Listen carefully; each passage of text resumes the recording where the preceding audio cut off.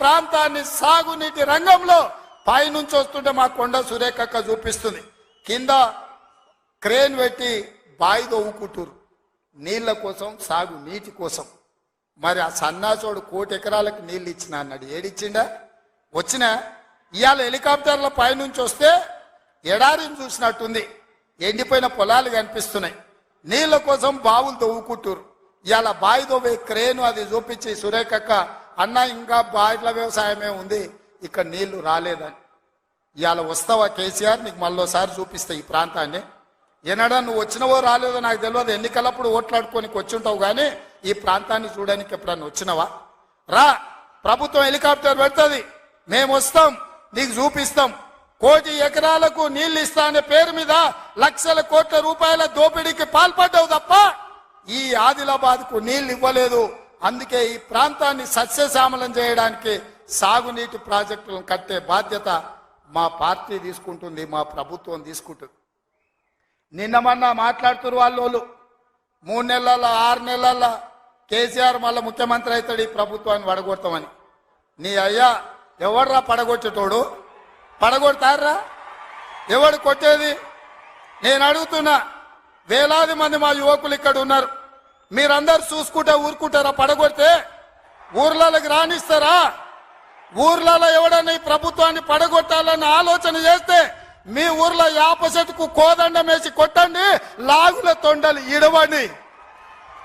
ఇది ప్రజలు ఎన్నుకున్న ప్రభుత్వం, ప్రజలు ఆశీర్వదించిన ప్రభుత్వం, ప్రజల కోసం పనిచేస్తున్న ప్రభుత్వం. ఇది ప్రజా ప్రభుత్వం. ఆడ అనుకుంటుండు 1,00,000 కోట్లు పెట్టి కట్టిన కాళేశ్వరం కూలినట్టు ఈ ప్రభుత్వం కూలుతుందని. నీ అయ్యా నువ్వు దోపిడీకి పాల్పడ్డావు కాబట్టి ఆ కాళేశ్వరం గాలి వస్తే కొట్టుకుపోయింది. ఈ ప్రభుత్వం గాలి కాదు కదా, నీ ఖాందాన్ మొత్తం వచ్చినా బోర్ల బొక్కలు పండబెట్టి తొక్కుతాం. ఎవడని ప్రభుత్వం పడుతుందనో 6 నెలలకో 3 నెలలకో కేసీఆర్ ముఖ్యమంత్రి అవుతాడని చెప్పిండంటే మూతి పండ్లు రాలుతాయని నేను చెప్పదలుచుకున్నా. ఇంకా మన చూసిన నిత్యానంద స్వామి అని ఒక ఆయన ఉన్నాడు, తెలుసు కదా మీకు అందరికీ. ఆయన ఇక్కడక్కడైతే లాభం లేదని పోయి ఎన్నో దీవి కొనుక్కొని దానికి రాజు అని ప్రకటించుకున్నాడు. ఇక కేసీఆర్ సంపాదించిన అక్రమ సంపాదన ఉంటే పోయి ఏమన్నా అడవిలో పోయి ఎక్కడన్నా పోయి దీవులలో పోయి దీవి కొనుక్కొని దానికి రాజు అని ప్రకటించుకోవాల్సిందే, లేకపోతే ఆయన ఫామ్ హౌస్కి ఆయన ముఖ్యమంత్రి కావాల్సిందే తప్ప ఈ తెలంగాణ రాష్ట్రానికి మళ్ళీ జన్మలో ముఖ్యమంత్రి కాదు కదా, మంత్రి పదవి కూడా కేసీఆర్కు రాదని నేను చెప్పదలుచుకున్నా. నువ్వు చేసిన పాపాలకు నువ్వు పాపాల భైరవుడివి. ఈ నిరుద్యోగ యువకులను, ఉద్యమకారులను, అమరవీరుల కుటుంబాలను, రైతులను, దళితులను, గిరిజనులను, మైనారిటీలను, మహిళలను నిలువు దోపిడీ చేసి నిలువున ముంచిన నువ్వు, నీకు సిగ్గన్న ఉందా మళ్ళీ పదవి కావాలని అడగడానికి? నీకు కొంచెమైనా రోషం ఉన్నదా అని నేను అడుగుతున్నా. ఆయన మాట్లాడుతున్నాడు 6 నుంచి 8 పార్లమెంట్లు వస్తాయి. ఏంటికొస్తే మళ్ళీ 6 or 8 ఇస్తే మోడీకి అమ్ముకుందామనా? మొదటిసారి 12 ఇస్తే మోడీకే అమ్మినావు, రెండోసారి 9 ఇస్తే తీసుకుపోయి మోడీకే అమ్మినావు. మారు బేరగాలు కాక ఈడ ఎంపీలు కొనాలి, ఈడ ఎంపీలు గెలవాలి, ఢిల్లీకి వెళ్ళి మోడీకి అమ్ముకోవాలి. దీనికోసమేనా నీకేసేది? నేను ఇవాళ సూటిగా కేసీఆర్ని అడుగుతున్నా. ఈ దేశంలో ఉన్నాయి 2, ఒకటి ఎన్డీఏ కూటమి, రెండోది ఇండియా కూటమి. ఎన్డీఏ కూటమికి మోడీ ఉన్నాడు, ఇండియా కూటమికి మేమున్నాం.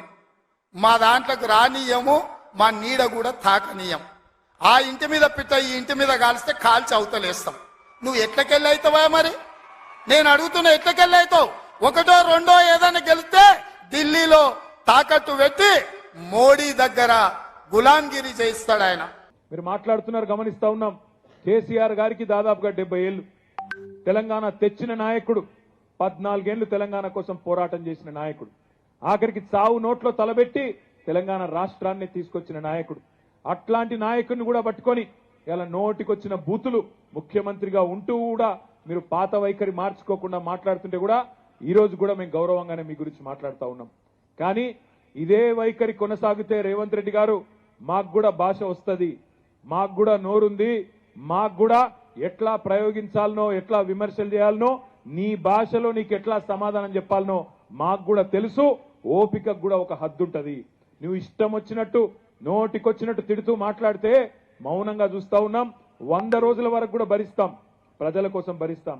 కానీ మార్చి 17 తర్వాత మాత్రం తప్పకుండా నీ మాటకు, అగర్ आप ईंट से मारेंगे तो हम पत्थर से जवाब देंगे ఇటుకతో కొడితే రాయితో కొట్టినట్టు సమాధానం ఇచ్చే సత్తా మాకుంది మార్చి 17 దాకా ఓపికగా ఉంటామనే మాట కూడా నేను మీకు విజ్ఞప్తి చేస్తా ఉన్నా 100 రోజుల్లో మీరు ఇస్తానన్న హామీలు నిలబెట్టుకోండి ఆ తర్వాత మీరు ఇచ్చిన 420 హామీలు అవి కూడా నిలబెట్టేదాకా ప్రజల తరపున మేము కొట్లాడతాం కృష్ణారావు గారు చెప్తా ఉన్నారు మీరు దిగిపోయిన తర్వాత మన ప్రభుత్వం పోయిన తర్వాత జిహెచ్ఎంసీ వాళ్ళకి ఫోన్ చేస్తే బడ్జెట్ లేదంటున్నారన్న అన్నాడు అదే విధంగా హెచ్ఎండబ్ల్యూఎస్ కు ఫోన్ చేస్తే బడ్జెట్ లేదు పైసలు లేవు అని తప్పించుకునే దూరంలో మాట్లాడుతున్నారు అని చెప్తా ఉన్నారు నేను ఒకటే మాట ఆలోచించమని కోరుతా ఉన్నా గత 10 ఏళ్లుగా ఈరోజు ముఖ్యమంత్రి గారు మాట్లాడుతున్నాడు ఈయన రేవంత్ రెడ్డి రేపు కేంద్రంలో పార్లమెంట్ లో అక్కడ కాంగ్రెస్ వస్తేనే మీకు ఇచ్చిన హామీలు నెరవేరుస్తా అని మాట్లాడుతున్నాడు నేను అడుగుతా ఉన్నా ఆలోచించమని 10 ఏళ్లలో మోడీ గారు ఏమైనా మనకు సహకరించిండా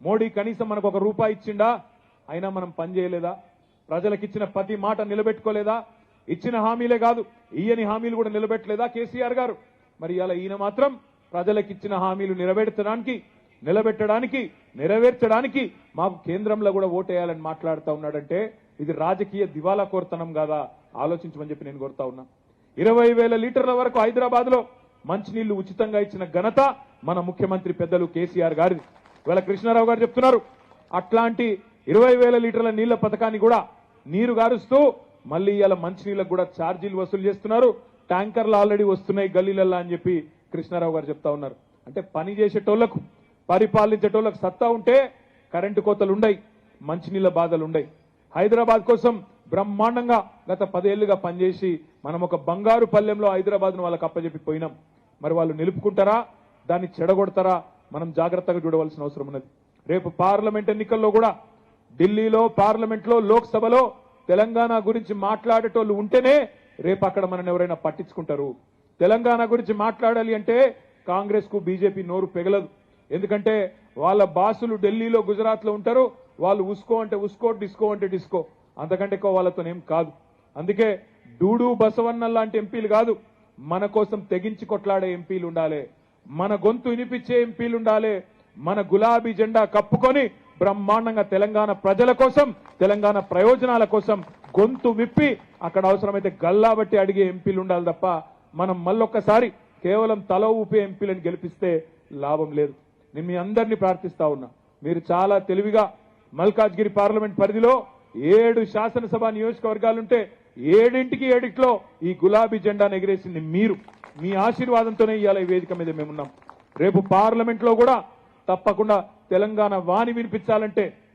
తెలంగాణ గలం ఉండాలంటే తెలంగాణ దళం ఉండాలంటే అది కేవలం కేసీఆర్ గారి బృందంతో ఈ గులాబీ జెండాతో అయితే తప్ప వేరే వాళ్ళతో కాదు అందుకే మిమ్మల్ని అందరినీ ప్రార్థిస్తా ఉన్నాం మీ ఆశీర్వాదంతోనే ఇక్కడి దాకా వచ్చినాం భవిష్యత్తులో కూడా మీకు అండగా ఉంటాం మీకు ఇండ్లు రాకపోయినా మీకు కరెంటు విషయంలో తిప్పలైనా మంచినీళ్ల విషయంలో తిప్పలైనా వాళ్ళు ఇచ్చిన హామీలు నిలబెట్టుకోపోయినా కృష్ణారావు గారు నేను మా అందరితో పాటు 39 మంది శాసనసభ్యులు కూకట్పల్లికి ఎప్పుడు కావాలంటే అప్పుడు వస్తాం మీకోసం గొంతు విప్పుతామనే మాట కూడా నేను విజ్ఞప్తి చేస్తా ఉన్నా కార్యకర్తలు నాయకులు మీరు అధైర్యపడవద్దు ఎందుకంటే ఇవన్నీ సహజం అప్పుడప్పుడు కింద పడతాం అప్పుడప్పుడు లేచి నిలబడతాం కానీ అల్టిమేట్ గా ఒకటి మాత్రం వాస్తవం ప్రజాస్వామ్యంలో ప్రజల తీర్పే శిరోధార్యం హైదరాబాద్ లో మనం గెలిచినాం కొన్ని జిల్లాల్లో అక్కడక్కడ ఏమరుపాటుతో కొంత మోసం జరిగింది ప్రజలు మోసపోయినారు ఈ కాంగ్రెస్ పార్టీ ఇచ్చిన హామీలను కొంతమంది అమాయకులు నమ్మినారు కానీ నమ్మిన వాళ్ళు ఈరోజు బాధపడతా ఉన్నారు